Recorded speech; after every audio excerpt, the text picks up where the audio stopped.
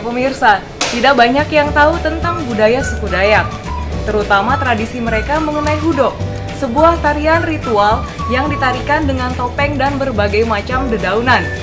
Bersama saya Natali Theodora dan narasumber saya Gafuri Ahmad, kami akan mengupas sebuah buku dengan judul Topeng Kemakmuran Orang Bahau Busang.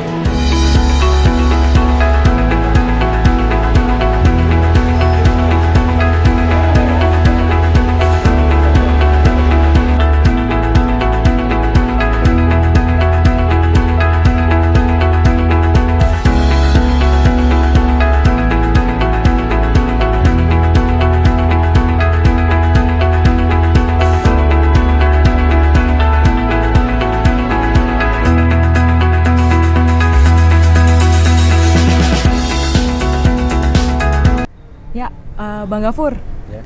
Saya senang sekali nih, buku Abang udah terbit. Ini buku tentang apa sih sebenarnya, Bang? Ya,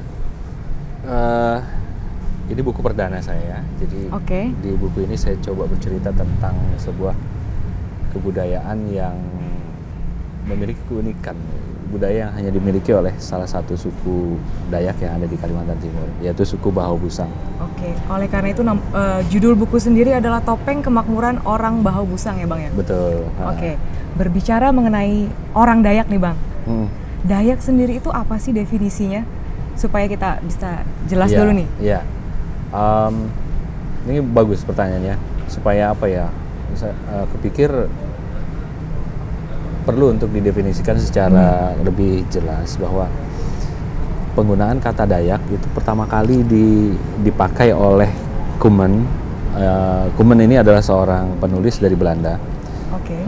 Jadi Koemen menggunakan kata Daya di dalam tulisan-tulisan atau Diak.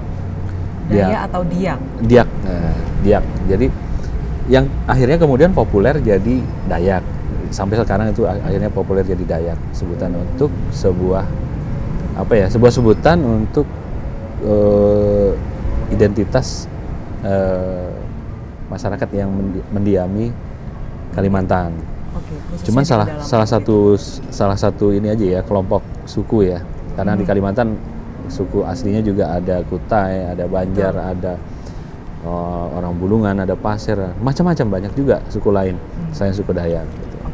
Jadi Dayak sendiri maksud saya hanya satu suku saja atau ada berbagai macam sub-sub suku, karena di sini orang Bahau Busang. Kemudian saya juga pernah mendengar Dayak Tunjung, Dayak Kenya dan lain-lain. Seperti apa penjelasannya Bang? Ya, jadi Dayak tadi seperti tadi saya bilang itu hanya sebuah penyebutan untuk identitas kolektif ya.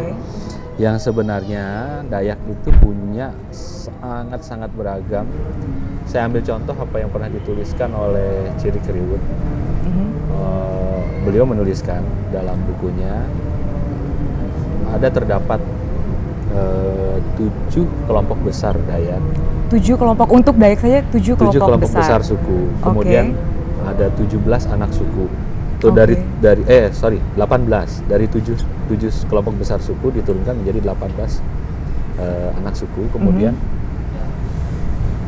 turun lagi menjadi 403 sampai 405 sub-sub suku lagi.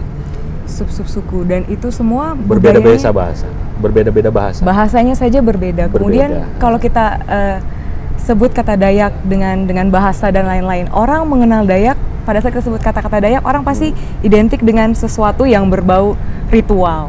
Kemudian aksesoris dari tulang binatang, taring, dan juga manik-manik, kemudian tato. Nah, itu tadi. Yang seperti kita lihat. Apakah itu sama per sub-sub suku Dayak itu sendiri, Bang? Itulah yang identitas yang menempel, identitas kolektif yang menempel dengan pada suku nama Dayak tadi. Akhirnya digambarkan, begitu mendengar kata Dayak, image kita itu langsung terpikir orang yang kulitnya ditato ya, telinganya panjang, punya anting-anting yang berat, banyak, kemudian dia pakai pakaian dari kulit binatang, terus menggunakan aksesori, ada tulang, ada taring, ada manik-manik, macam-macam, terus pakaiannya warna-warni. Kemudian mereka tinggalnya di rumah panjang gitu ya. Nah, itu identitas kolektif. Tetapi di balik identitas kolektif itu terdapat keberagaman yang sangat-sangat kompleks. Sangat-sangat kompleks sehingga saya ambil contoh ini. Abang ini tarik satu subsuku itu tadi ya? satu subsuku saja, Bahau ya. Oke, yang kemudian Bahau turun Busang. lagi kepada anak sukunya Bahau itu Busang. Oh, jadi Busang ini, Bahau sendiri ada subsuku lagi yaitu ada Busang ini. Busang, Oke. Jadi Bahau ada Bahau itu macam-macam, ada kalau nggak salah ada 5 ya, ada 5 lagi subsuku buat Bahau. Oke. Nah, ini saya coba cerita tentang kebudayaan, salah satu kebudayaan yang paling yang paling sering kita lihat, Hudo ya, Hudo. Tentang ya, Hudo. Topeng Kemakuran ini maksudnya Hudo. Ya, inilah yang mau saya coba kemukakan bahwa mereka punya keunikan masing-masing gitu.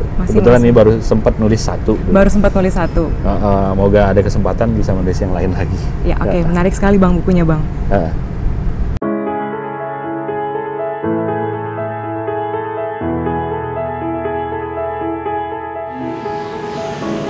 Ya, saya sangat bersyukur dan berterima kasih kepada Pak Gapuri yang telah rela bersusah payah untuk menyaksikan buku tersebut. Di mana saja tempat orang Dayak Bahau ini berada, bisa mengetahui, bisa memahami, dan bisa menyamakan persepsi tentang budaya Hudo itu sendiri. Konteks yang pertama adalah Hudo sebagai